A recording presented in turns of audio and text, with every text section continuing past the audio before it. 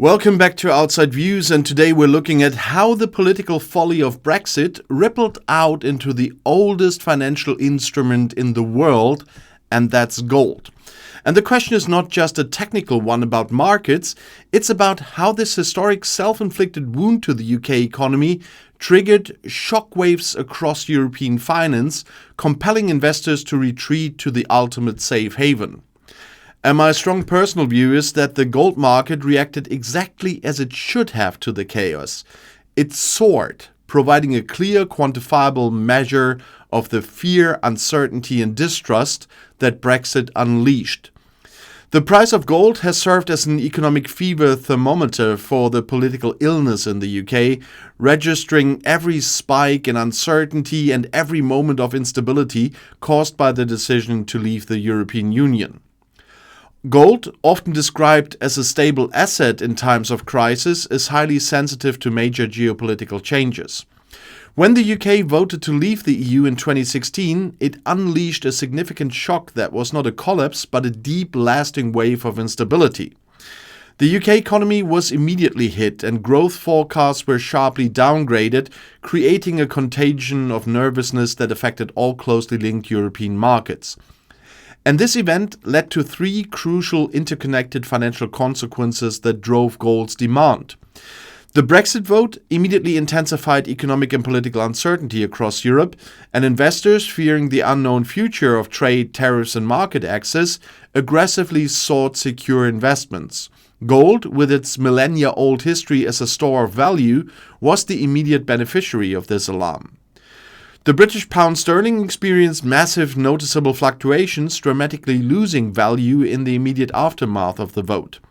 And when a major currency weakens, gold, which is typically priced in US dollars, becomes instantly more attractive to holders of other currencies, including the euro, as a hedge against currency devaluation and volatility. And because the UK was such a large and deeply integrated market, the tremors were felt across the continent, leading to fluctuations in the euro-denominated gold price as investors diversified their risk away from assets tied to the wobbling UK economy. Analyzing the chart since the 2016 referendum reveals a development that is far from linear. The price of gold didn't just climb steadily, it surged during periods of heightened tensions, the crucial announcements regarding negotiation breakthroughs, deal deadlines, and political standoffs.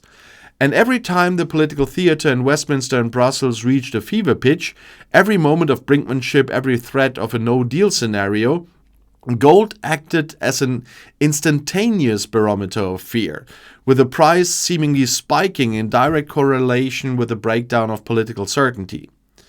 And the Brexit process, with its protracted negotiations, trade wars, and the fundamental shift in the UK's relationship with its largest trading partner, effectively added a massive destabilizing new variable to an already complex global equation. It made the market more complex and uncertain because investors were forced to price in political risk that did not exist before.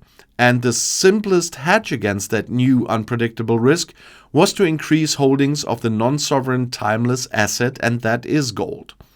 And the reason gold is so responsive to Brexit is rooted in its fundamental role as a strategic geopolitical asset. Gold is essentially a thermometer for the global economy and, crucially, a defense against worry. When people worry about trade wars, economic downturns, or geopolitical tensions, they flock to gold because it's a currency-independent asset that holds its value even if the national currency or the banking system collapses. And the entire Brexit saga was already a decade-long lesson in volatility, in inflation risk, and political failure. The promised economic boom never materialized. Instead, the economy suffered a massive and structural hit, as we have discussed before on this channel. And the resulting economic slowdown, the increased administrative costs for trade, the new customs procedures, and the negative impact on the UK's growth prognosis all fueled the exact condition under which gold thrives. So in short, Brexit created ideal conditions for gold appreciation because it delivered instability on a scale that no one was truly prepared for. And the practical effect of this is visible in the physical trade of the metal. While gold is a global market, the shift in trade relationship has created new formalities and potentially costs that indirectly affect the European financial ecosystem, including the physical movement of gold. Before Brexit, the movement of physical gold, whether bars or coins, between the UK and the EU was seamless, forming parts of the free movement of goods. And now, all trade between the UK and the EU requires new customs procedures, documentation, and potentially additional costs due to changing logistics. And while large financial institutions can absorb these frictions, the added complexity means that the ease of doing business between London, which is a massive global gold trading hub, and the rest of the continent, it is compromised, adding another layer of financial friction to an already damaged relationship. And the idea that a political choice to take back control could complicate the trade of a simple universal commodity like gold is a profound illustration of how the project damaged the very fundamentals of international commerce. Brexit didn't just raise tariffs on fish or cars, it added uncertainty and cost to the movement of billions of dollars of sovereign wealth protection. And the clear takeaway from this financial response is a devastating political verdict. The sustained demand for gold in the European context since 2016 is an undeniable reflection of the political and economic damage that the UK inflicted upon itself.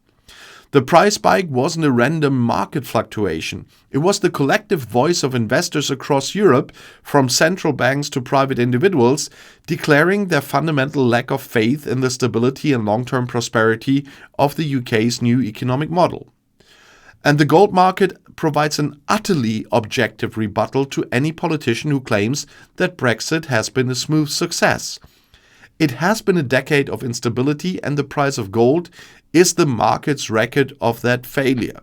And as you could hear right now, right to the end of the video, I just made it through, but the man flu is still here, and so I'm happy my voice survived that one. But if you want to see another one, hopefully an older one, where my voice is absolutely okay, the next one is right here in the end screen. I'll see you there. I'll be back.